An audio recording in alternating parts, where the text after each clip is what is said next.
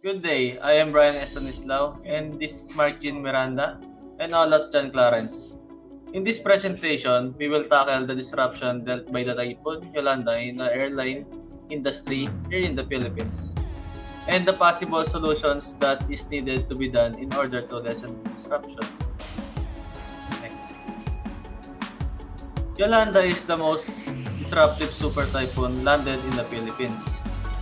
Wind speed that people can't even bear, and gigantic water that kills a lot of families. Related to our topic, a lot of flights cancelled and airport stops was also affected because their work was being destroyed by this unstoppable wind speed. As you can see to the image, we got a different type of wind intensity caused by the typhoon. We can conclude that Central Visayas was under in a very dangerous situation by tracking the intensity of the wind, which is signal number 4, that contains a greater than 185 kilometers per hour wind speed. Next we have is the disruption caused by the typhoon. First we have is infrastructural damage. Because of the destructive winds of the Typhoon Yolanda, airports in Tacloban suffered heavy damage. Runways were filled with debris and boarding areas have been destroyed. Airports also suffered power loss, and due to this, communication and other devices are not working. Now, another disruption caused by the typhoon is flight cancellation. In here, we can see that several aircrafts are grounded. Philippine Airlines decided to cancel its flights to Tacloban and nearby provinces affected by the typhoon. They also canceled some international flights due to inclement weather conditions.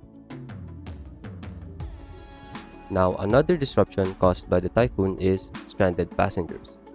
Due to flight cancellation of Philippine Airlines, many passengers are stranded on different airports in the Philippines. Now, let's tackle the solution or suggestions needed to be done to lessen the disruption. First is we need to be ready. Airports and airlines should ensure that their personnel are on standby and the equipment are serviceable. Communication equipment should be fully charged. Medicine and rescue equipment should be available. Also, personnel should inspect each premises in order to fully know and grasp the situation properly. Next is to alert everyone. Airlines and airport should alert every passenger ahead of time. They should also release emergency contingency funds to those who are affected. They should also designate areas for stranded passengers. Also, constant monitoring and inspection shall be held. Next is to control the situation.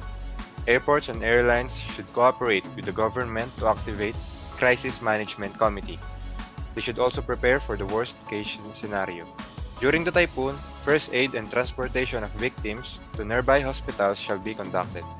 They should also have regular communication with external groups like the police, military, hospitals, and other groups that can provide assistance to the airport.